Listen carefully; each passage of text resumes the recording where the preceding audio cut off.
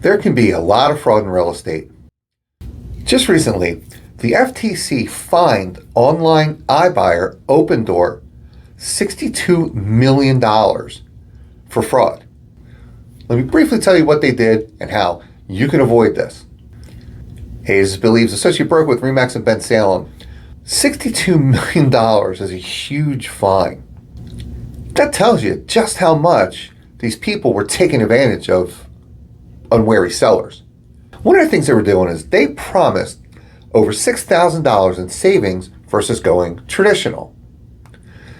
They would come in, they say, we'll buy your house as is, no showings, no open houses, you don't need any of that stuff, settle when you want to settle, and move out whenever you want to move out, even if you want to move out past the settlement date. A lot of these companies would accommodate that too. Sounds great. Especially when they had eye-catching charts and all kinds of infographics and everything else proving their advertising. In reality, the vast majority of people lost money when compared to selling the house traditionally through a broker out in the open market. And we're not talking about a few $100s. These people lost thousands of dollars by going through Opendoor instead of traditional sales. How is that happening? Simple. Opendoor's costs would come in higher than they anticipated, and they would reduce their offer. So online, they would make you an offer. You'd say, well, okay, I'll take that. And it's okay, great. We just have to send somebody out, just double check everything is what we thought it was, what you described to us. Okay, no problem. The person comes out, they do their in-person assessment, and then they drop their offer price. The offer price was as much as 2% below what Opendoor projected the house to be worth in the first place.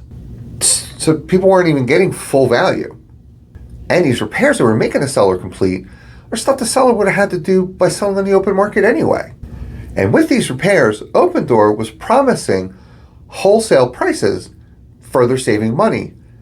In reality, these people were paying more than they would have paid for these, and sometimes it was thousands more than they would have paid for these repairs.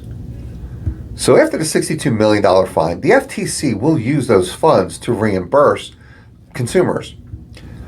Now you might sit back and say, well, it's a consumer's fault if, they offered to pay them $500 for their house and then decided to, pay them $450. They didn't have to sell.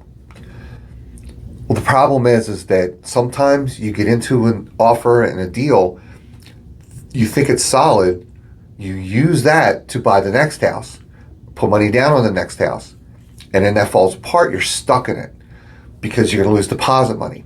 New construction is notorious for not accepting contingencies on the house being sold. And by the time you're so far into this process, it could be a substantial loss if you walk away from that new construction. Sometimes that loss can be bigger than the loss you're taking on the house you're selling.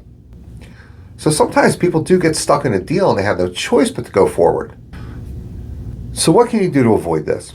Okay, number one, if you feel that you're the victim of fraud, contact the FTC. Just because it's an online company doesn't mean you're not protected by consumer protection principles. They still apply to these online companies. So the second thing, watch out for wholesalers. Wholesalers are notorious for buying houses way below market value. And while that's not illegal, sometimes it's a little immoral. There are plenty of local municipalities trying to stop this from happening. The next thing, knowledge is your greatest weapon against fraud. Get a few local brokers, local realtors to come out and give you an assessment. You don't have to sign with them. You don't owe them anything. We do it all the time. It's just part of the job. We expect it. You may find one that you love that has a great game plan, great marketing plan, and you might want to list with them. You might not. But you don't know until you ask and find out what they have to offer.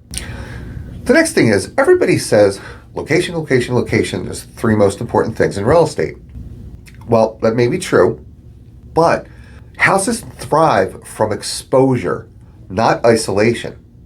If you show your house to one person and they're the only person bidding on it, where's the competition? There is none. And competition results in better offers and higher prices. And that goes for any market. If you'd like to read the full story, I have a link down below And thanks for watching.